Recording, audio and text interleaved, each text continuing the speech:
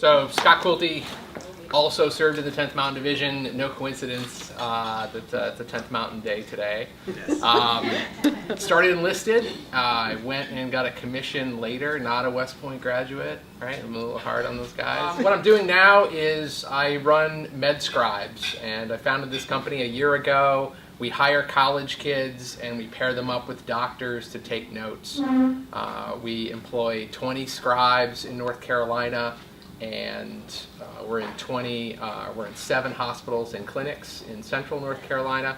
I didn't really want to talk too much about that. We're in our first year. We're doing well. We're making payroll. We're building a company.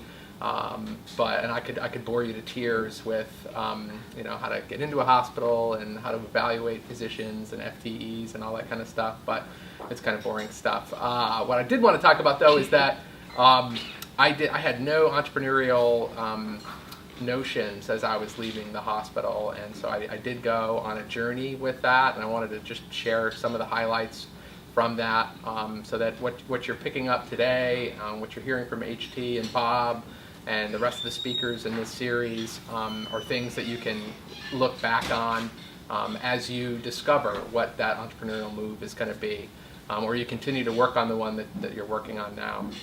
So I want to talk a little bit about that journey, and then the second piece is that I wanted to share with you the role of business school in my journey, and it was just an integral part in going back to school to study for an MBA, and sort of how that affected my thinking and how that really helped me launch my business. And that's another option as you're leaving the hospital here to consider, and I would strongly encourage it.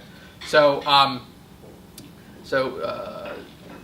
2006, first meeting Bob, and my goal in rehab wasn't, with all due deference to my PT who's here, right? It wasn't necessarily to go run the Army 10-miler, right? It wasn't a physical, I really didn't have any physical goals as I was going through the program. I wanted to walk right. I lost an arm below the elbow, a leg below the knee. I wanted to be able to walk right. I wanted to have a good gait. But then I wanted a job. Like, that was goal number one. And I felt like I needed confidence again, to be that I could leave the hospital, I could take off the uniform, and then I could go and work 8 hours at a desk and have a function and have a role, and that I could hold that down and do that. So that was goal one. And I was less concerned with the where or the what or the how much or any of those things, but that was to just get my legs back underneath me in a career sense. And so I went to program management at an international nonprofit here in DC. I did that for 3 years. The nonprofit life was a great one, and it was doing good work. I was helping veterans and helping landmine survivors in other countries as well. But I looked at that, I looked at our board, and I said, boy, all of those are successful business people.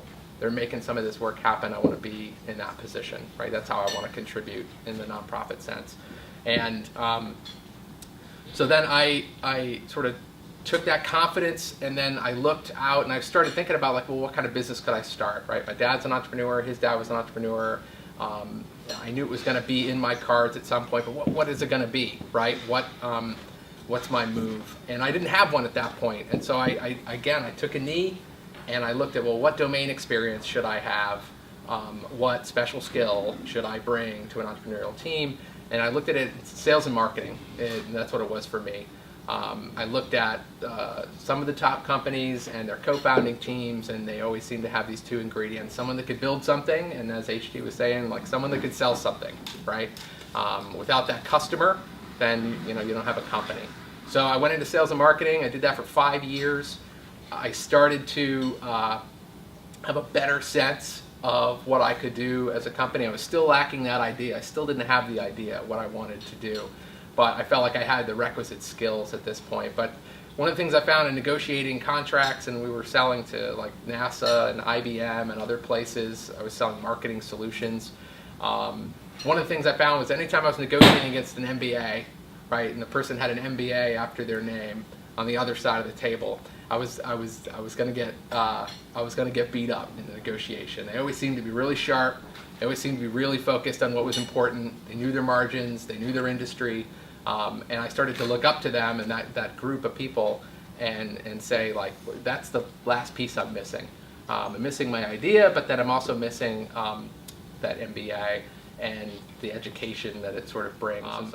But the curriculum over 2 years sort of gives you the elements that you're missing, right? So if you're a sales and marketing guy, it's going to beat you up on spreadsheets and financial statements and accounting and what that should look like and where your problem areas are, and be able to evaluate those things. And then on the operations side, it's going to really focus on having the trains run on time and how you get that, how you're able to do that, right? That's, as a sales guy, that's just not any good at that. But I can see now what it takes to do it, right?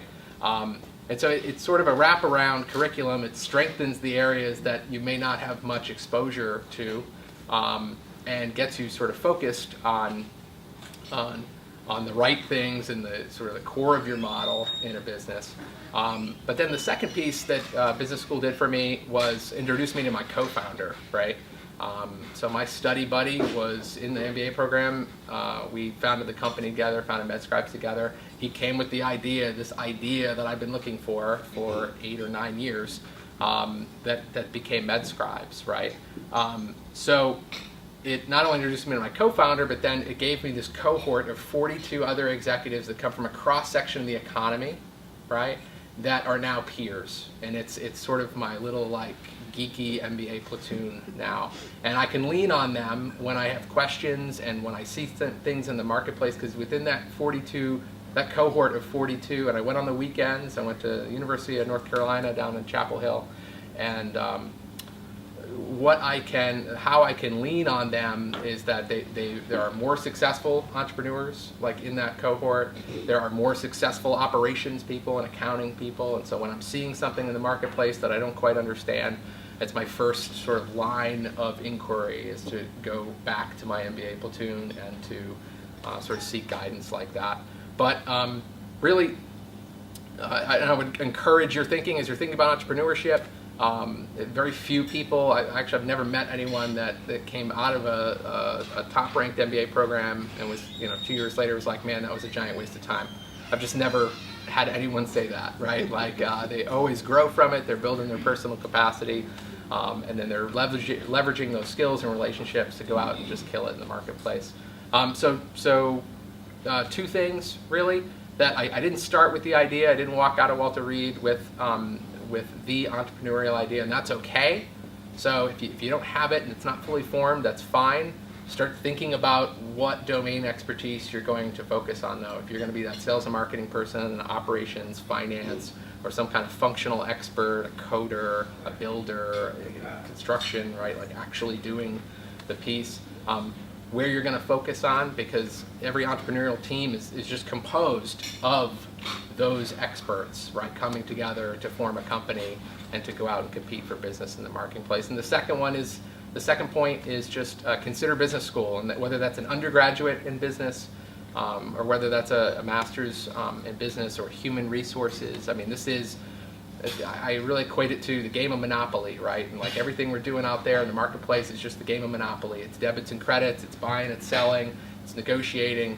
And all business school is spending 2 solid years studying the game of Monopoly, right? And so as you exit that experience, you'll be better at Monopoly, you'll be better in the marketplace.